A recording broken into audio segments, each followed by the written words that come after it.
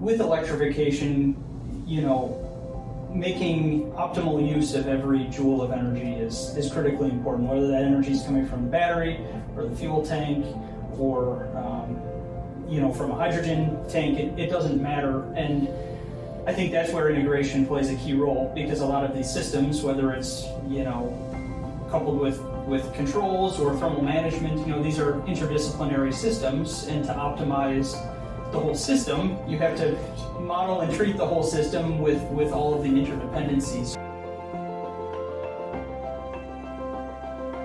Welcome to the latest episode of the GT Tech Talk podcast. I'm joined today by my host Divya, and our guests today for our systems integrations in vehicles episode, Jon Zeman and Marcin. You already know our hosts, so I think it's easier for our guests to introduce themselves. Why don't you go ahead, Jon? Yeah. Hi, everyone. I'm Jon Zeman. I lead our applications team that deals with mobility systems and systems integration. So from concept level all the way to XIL, but mostly we focus, on the bigger systems, not so much the component level modeling, but how those different components fit together into the larger system model.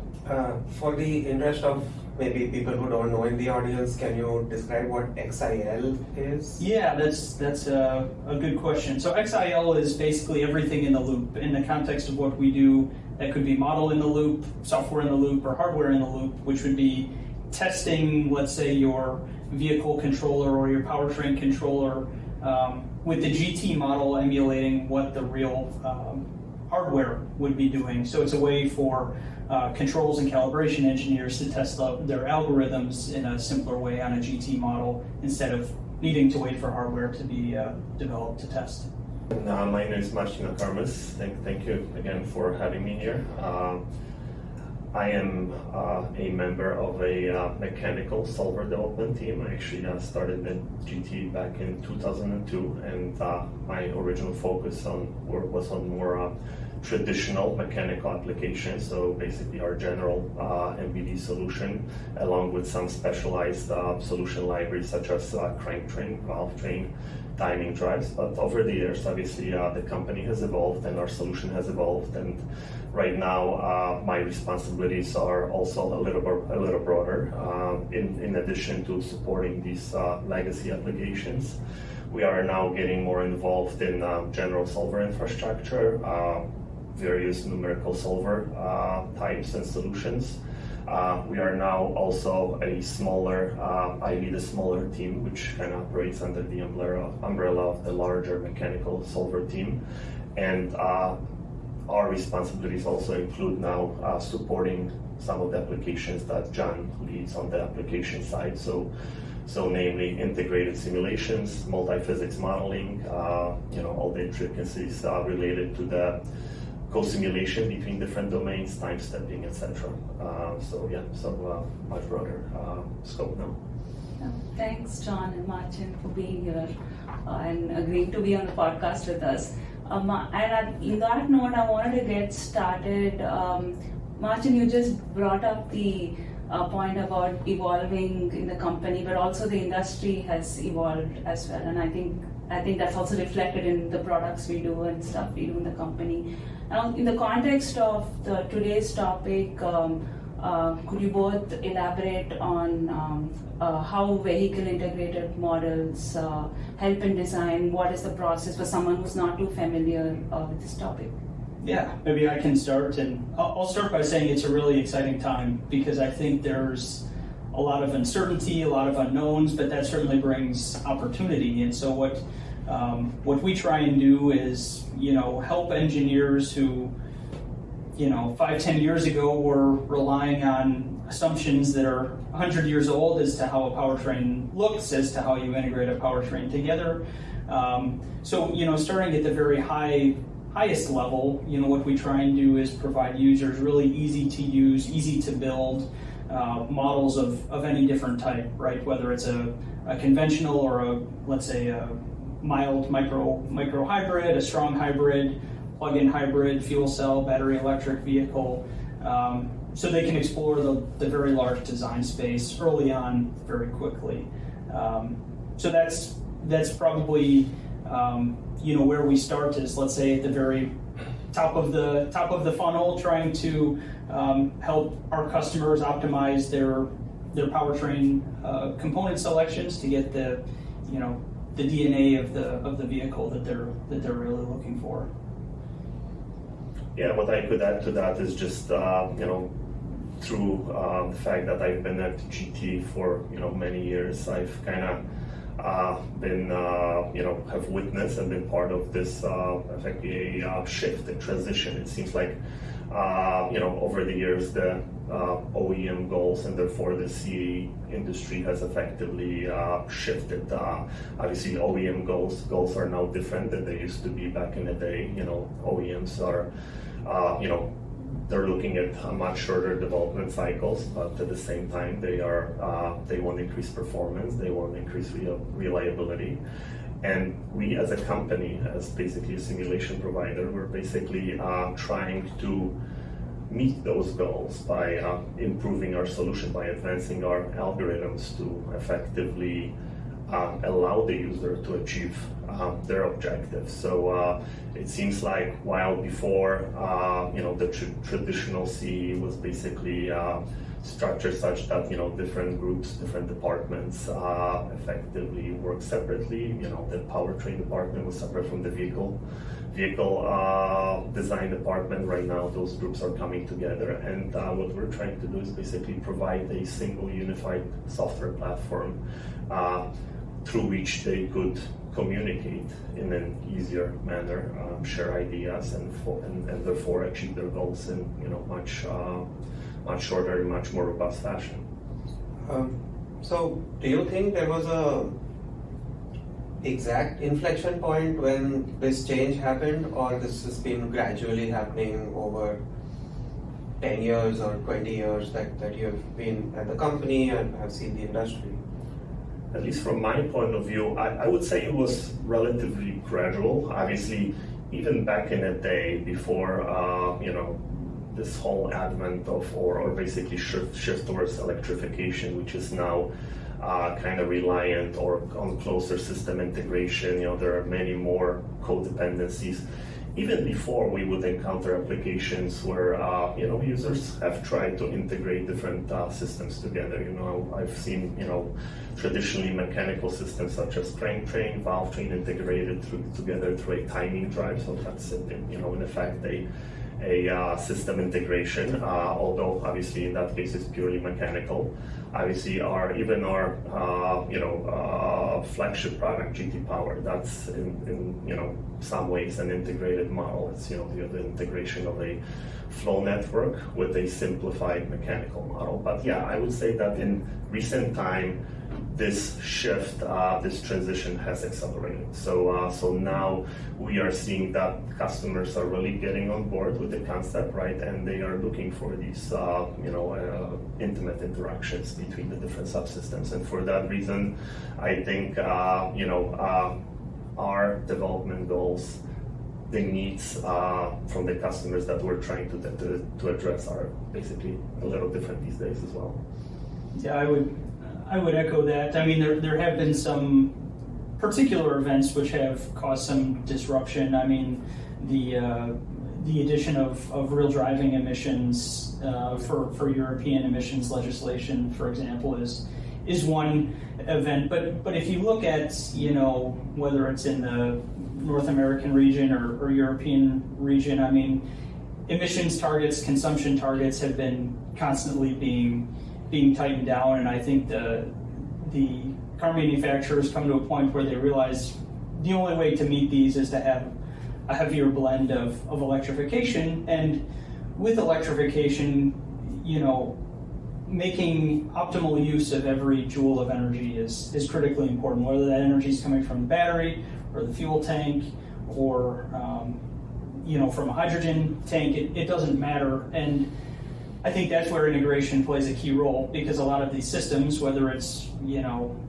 coupled with controls or thermal management, these are interdisciplinary systems, and to optimize the whole system, you have to model and treat the whole system with all of the interdependencies. So I think I would say that the pace of the need to integrate these models has been accelerating, but I think to a large extent it's always been there. And in fact, several years ago, I found an SAE paper from the founders of GT at SAE World Congress 1998 that was talking about integrated modeling at the vehicle level back then. So I think it's always been a part of our DNA, and we're allocating resources consistent with the trends in the industry to meet their requirements. When we do talk about integrated models, we want to get into what models that customers are actually integrating. You did mention that there are thermal management and different parts of the vehicle. Could you talk a little bit more about what sort of applications that our customers typically use for the integrated models? Yeah, so I think to a large extent, the performance, energy management, range calculations, even some particular maneuvers, which I guess you could group under performance, like passing or towing capability or hill climbing gradability. Like I'll take an extreme example. In Colorado, there's a particular section of road called the Eisenhower Tunnel or the Eisenhower Grade, which is quite steep grade. It's in Colorado, so it's high altitude. You can get pretty cold there in the winter. And if you're going to make a pickup truck that's an electric vehicle, right, and you're towing a 3,000 kilogram trailer in the winter, you want to know that, okay, I can actually make it through this pass, and I'm not going to get stranded on the side of the road. So you want to be able to have, obviously the vehicle level model. You need to have probably a predictive battery model that can account for changes in the ambient conditions. You need to have a thermal model, which is, for instance, going to let you balance cabin comfort versus range. Cabin comfort is a huge consumer of energy.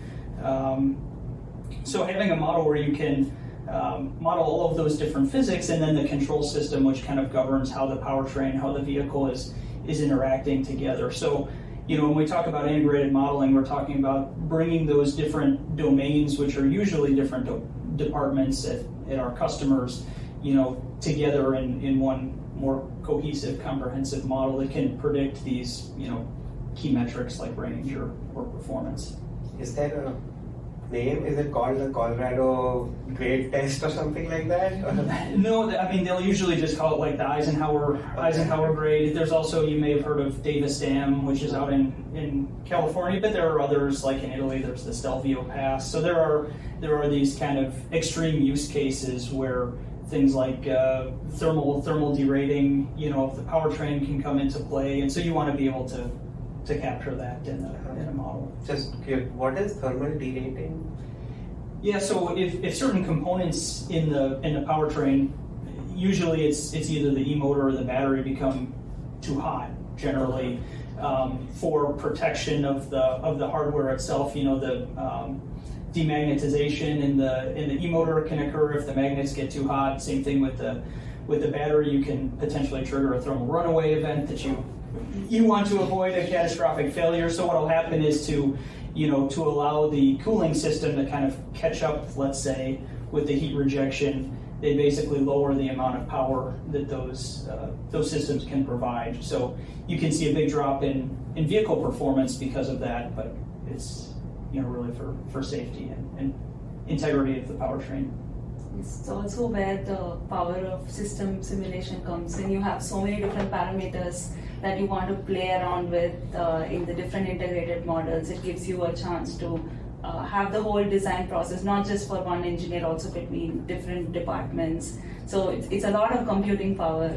Yeah, absolutely. And you can imagine too that you can, with these integrated models and with the power of systems engineering, you can find unintuitive or counterintuitive behavior sometimes, which when you take a step back and you analyze what's happening in the model, it makes sense, but it's it unlocks some of those counter synergies that you maybe didn't expect to happen, which is pretty cool use case.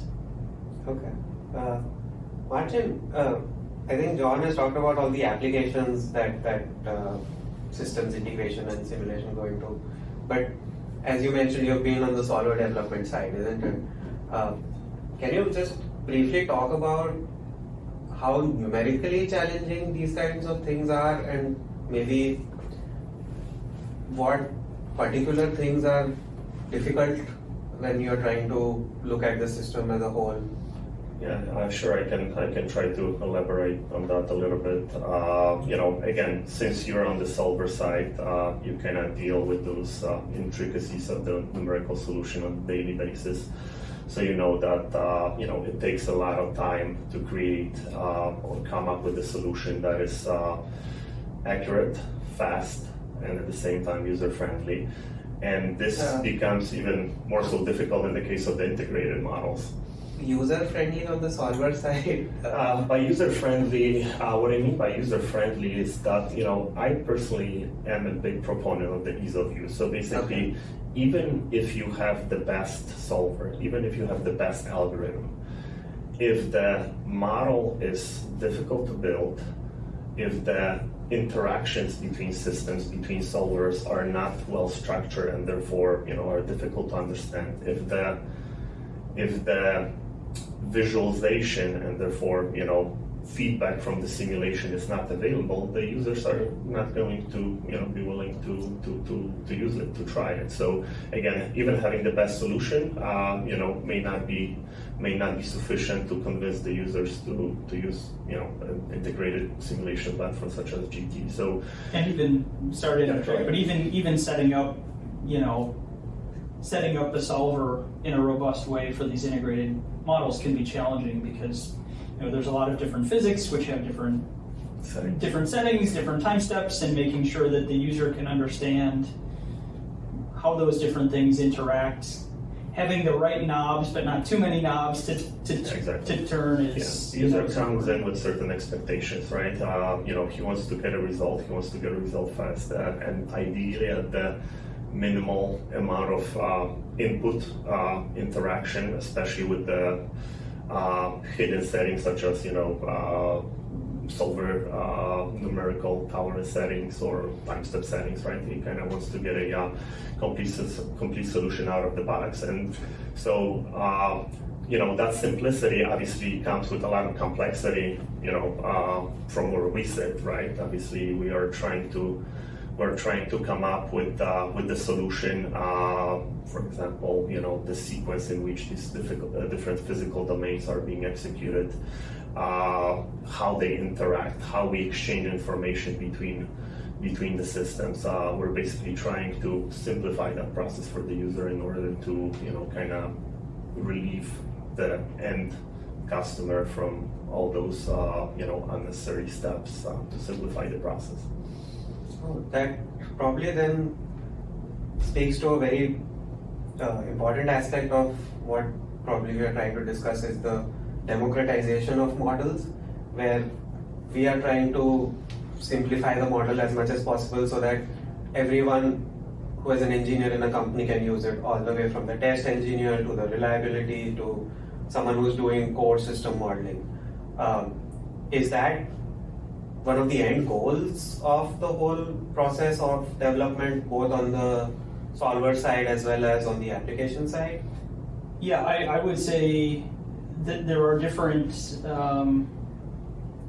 flavors of it. I would almost, democratization is one piece, but I would use an even maybe more general term, which is deployment. Because democratization, I guess, to some extent, insinuates that you're taking models and putting them in the hands of non-experts, which is a part of it. But I think, again, to go back to, let's say, the XIL topic, for instance, the people exercising those GT models are non-GT experts, but they're very deep into expertise and controls. So we just need to give them a way to have access to this multi-physics solution. So yes, I think in the context of our GT Play cloud-based solution, I think especially at the early stages where people want to just just say like, okay, what happens if my weight increases by 100 pounds? What's that going to do to my vehicle performance? Or even later on, like in the context of heavy duty, commercial vehicles, a lot of those are custom built, and the build sheets can get very complex. So it gives, let's say, a fleet sales manager access to a predictive multi-physics model. They can do some, let's say, on-site configuration of vehicles that work for their customers. But even more so than that, again, the taking the GT model and making it accessible to all types of users, whether they're non-engineers or engineers in a different field, I think is where our team lives and spends most of its time. Yeah.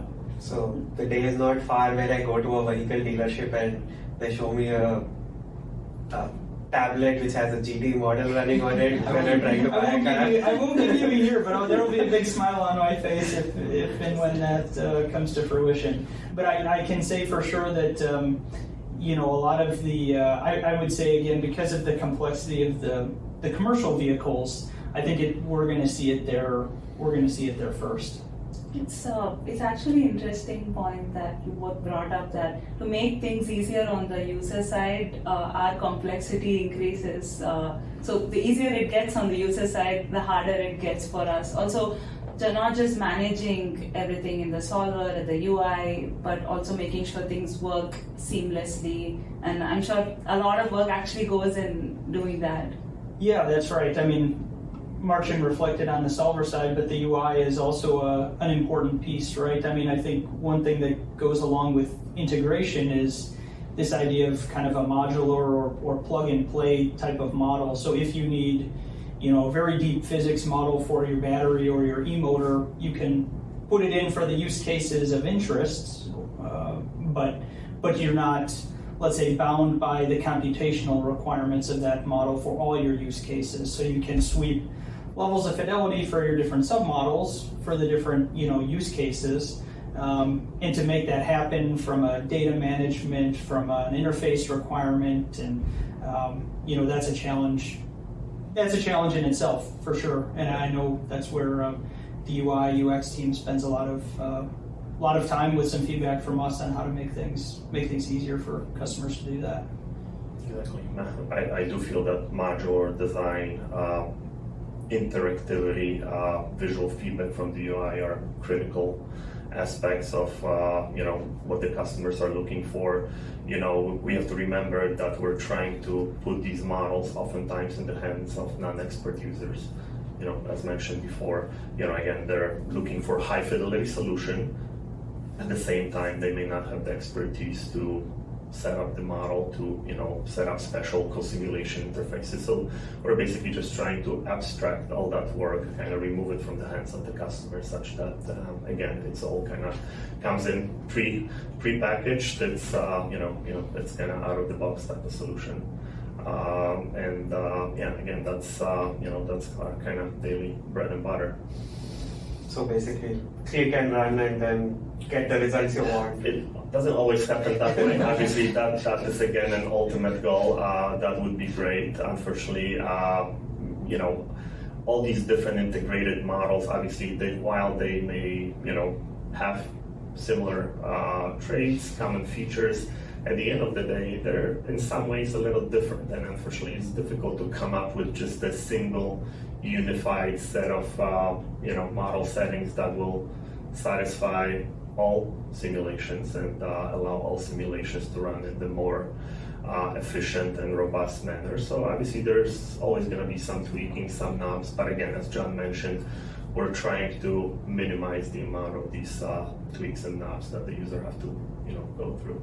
Okay. On that note, also moving forward and looking ahead on what we want to do with our product, we know that our customers are catching on to developing trends with data, and modeling the entire vehicle, trying to create a virtual environment for the whole vehicle. I know we have been doing a lot of exciting new things with that as well. So could you comment on how we are enabling our customers to make use of data in more realistic environments and try to combine it with what our multi-physics models can predict numerically, because that can be a very powerful combination to eventually go towards a more realistic virtual model.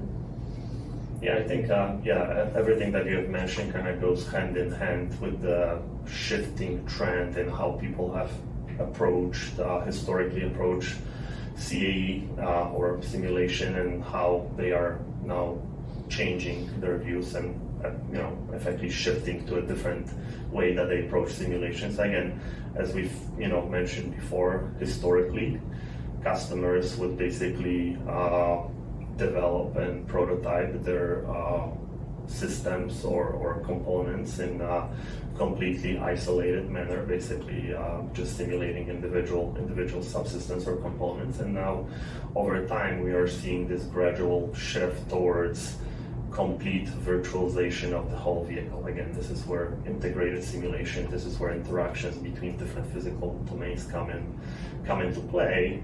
And at the same time, customers are also, gaining access to more and more data being acquired in the field. Obviously, the sensor technology is moving forward, and these customers are performing more sophisticated measurements, and they have access to more data. And now the question becomes how you can marry those two, in theory, separate domains. The fact that you can numerically, through some sort of mathematical model, simulate your system, and now how can you combine it with the data measured in the field to potentially improve or optimize your designs and improve your predictions. And I think that's where the whole field of data science, machine learning, and then subsequently digital twin and digital thread comes into play. While historically customers have exercised and optimized their models in a pure simulation environment, right now they're looking for the same, but doing it in the actual physical operational environment. Kind of doing it online, acquiring data, and at the same time potentially training algorithms to perform better condition monitoring, potentially failure detection, anomaly detection. And this is again where GT and some of our recent developments kind of come into play. Obviously, because there's interest in these types of predictions, we are trying to develop tools which we can provide to the customers through which they can leverage both the power of our numerical simulation as well as these data-driven algorithms to effectively come up with more optimal designs and more accurate predictions. So now the question is how, what are the different avenues in which we are trying to bring in these machine learning models. One way is simply to, as I said, the concept of digital twin of physical assets. We're using it for condition monitoring, for potentially in the future for failure detection. We are using our simulation as a data generator to effectively provide the type of data that may not be easily measured in the field. So there are different ways that we can leverage these two technologies to come up with something unified that when given into the hands of the customers basically just is an enabler for them to shorten the development cycles and come up with more optimal designs. This is kind of how I see it again, trying to pick the best of both worlds in order to create something unified that can provide value. And leveraging all the data is also leveraging a lot of computing resources that we have more and more these days. So either generating all the data from our numerical models and also importing data to make things faster. So I think it also is a reflection probably of all the computing resources at our disposal these days. Yeah, and I think we'll see in the coming years, not just the amount of data, but even data standards, right? This idea of connected sensors. So many vehicles now are instrumented, and they can send the data to the cloud. And how can that data become interoperable with data coming from a model and improve the model either semi-automatically or fully automatically? And how can you leverage the model potentially to send decisions back to the vehicle? So those are the types of things that I think maybe aren't quite unlocked yet in the context of digital twin, but really having that two-way data transfer from the physical asset to the model or the digital twin and vice versa. So you can have decisions going both ways, of course, with a person in the loop monitoring what's going on.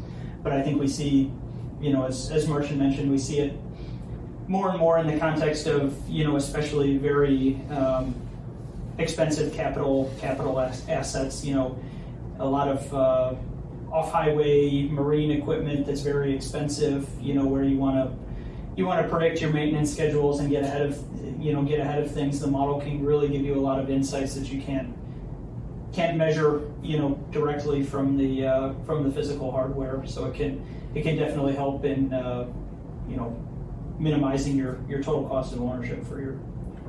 Yeah. The users seems like the users right now not only are reducing the amount of testing that they need, just because kind of the whole design process is shifting left in the V cycle. At the same time, they are performing smarter testing, right? Having access to numerical models, digital twins of their physical assets. Now they can obtain predictions which cannot be easily obtained from the model. So they are not only using data to effectively tune their numerical models or correlate their numerical models. At the same time, they're using simulation to validate the data that they acquired in the field, or populate the missing piece of the data that they are looking for. So again, this is different from what we have seen in the past, and this is exciting because again, this is asking for additional computing resources. This is obviously increased usage. Those are the steps obviously in the direction of having a GT Suite simulation platform being more and more entrenched in different stages of the design.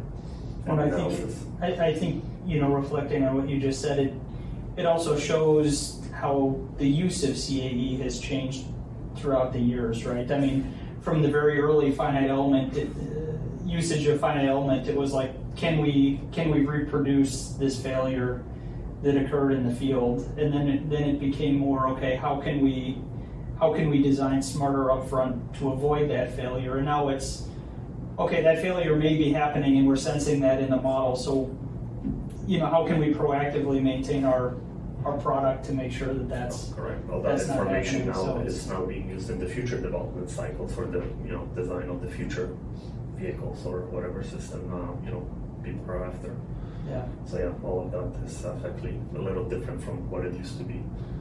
But it's pretty exciting because you see a lot of trends and technologies kind of converging together, right? It's the connectivity, the Internet of Things. It's the massive cloud computing and machine learning and AI. I mean, all of these things are kind of trending together to have in our context, right, a completely online virtual vehicle that's running in situ with the physical vehicle, and it's pretty exciting. Exactly, and obviously I think the end goal of all of this, and hopefully our customers will eventually reach those goals. I know that certain customers are taking steps in that direction. It's basically a full enterprise ecosystem integration. I mean, everything in their ecosystem, not just the end product, but the whole design process is effectively fully integrated. And that's again where simulation I think is going to play a vital role. And I think this is also where a platform such as GT fits in. Yeah, looking forward to the day where system integration means the data center, the manufacturing process, the vehicle of the future are all part of the simulation, and this probably will also answer certain goals about decarbonization, where companies can do scope lifecycle assessments for their whole design platform, the life cycle of a car, the life cycle of a fleet, the life cycle of a marine vehicle, and it is exciting times where we don't know where systems integration would ultimately go towards. Definitely exciting times. We're all excited. At the same time, there's a lot of work ahead of us. It's still kind of all in the making. So yeah, I mean, it's good to be part of this journey. It'd be exciting indeed, like one day I'm driving a car knowing that there's a virtual model of the car available, continuously monitoring. You may not even be driving it. Or I may not be driving it. Yeah. So, you don't know. So yeah, exciting times, and I think that's a great note also to end the podcast. It's been a really fun discussion having both of you here. So thank you for your time and taking part in this episode. We appreciate it a lot, and hope you enjoyed it too. Yeah, thanks for the invitation. Yeah, thank you very much, Abhishek and Divya. It was fun being here. Thank you. Yeah, thanks. And that brings us to the conclusion of our episode. And thanks for being here. Thank you.